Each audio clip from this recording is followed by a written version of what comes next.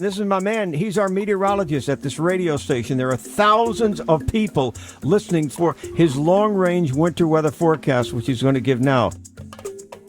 We'll start with December.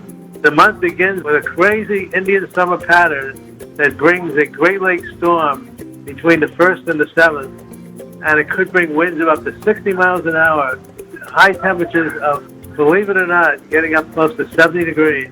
Then the wind will continue. It'll be sunny. Then another rainstorm, a very wet December. December's going to be a wet month, but it's going to be a very wet December. And then we'll get into a cold Arctic blast.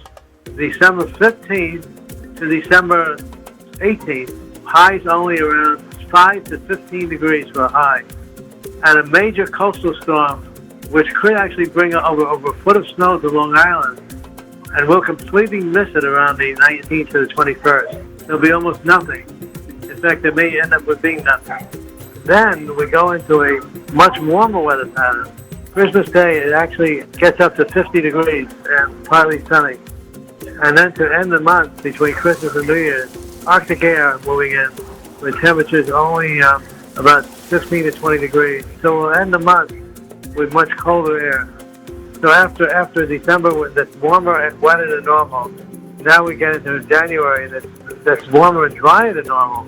This is going to be a very dry and unusually warm January. In fact, temperatures will soar. I mean, we're going to really get crazy January pattern. New Year's Day starts out with cold, dry weather, and then it gets warm and dry from the 3rd through the 10th, and a major storm, which will bring very mild, dry air, because we're going to be east of the storm. So the eastern sector of the storm is always the dry sector of the storm. And that's what we're going to get into on January 3rd through 10th. And then we just get into moderately cold weather with no January thaw because there's nothing to melt. It'll get up to 55 to 60 degrees the second week of January.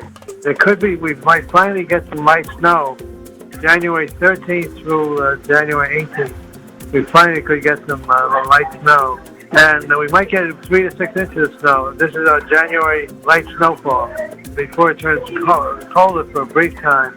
And then after the moderately cold air on January 20th, it'll turn mild again with spring-like showers January 20th through about January 29th. January ends with moderately cold, dry weather, very little precipitation. Then on February 1st, Groundhog Day begins with cold, and it's going to be moderately cold February 2nd through 5th.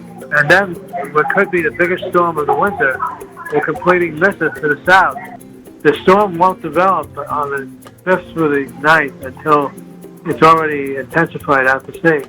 So we may miss this one too. And then it's mild and dry. It's very windy, mild and dry in the middle of the month before another storm moves through around the 17th to the 25th of the month of February. And that's going to bring 5 to 8 inches of snow. That could actually be the big snow of the season. During the last week of February, we could actually get 5 to 8 inches of snow. And then we get some of the coldest weather of the season during the last 3 days of February. The two coldest times of the winter will be around January 13th to 18th, and then the last 4 or 5 days of February. So February averages slightly colder than normal, and again, somewhat drier than normal. January milder than normal, mild and dry, and February cold and dry. For AM 1700 WRCR, this is meteorologist Mark Hanok. There's something about this that sounds like you're going to really be right on the mark, Mark.